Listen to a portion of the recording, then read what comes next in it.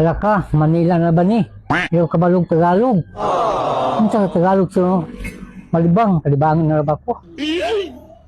Bahala na ni. Ayo. Sir, pwede mong tana? Ano po yun? Asa dapit dire inyong kalibangan.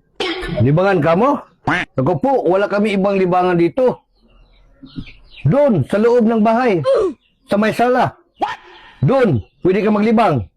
May TV doon. Tinod na sir, pwede na makalibang sa inyong sala. Pwede. Mukhang mabait ka naman eh. Sige sir, salamat ha. Walang anuman ho. Pakiulan lang ng TV. Sige ha.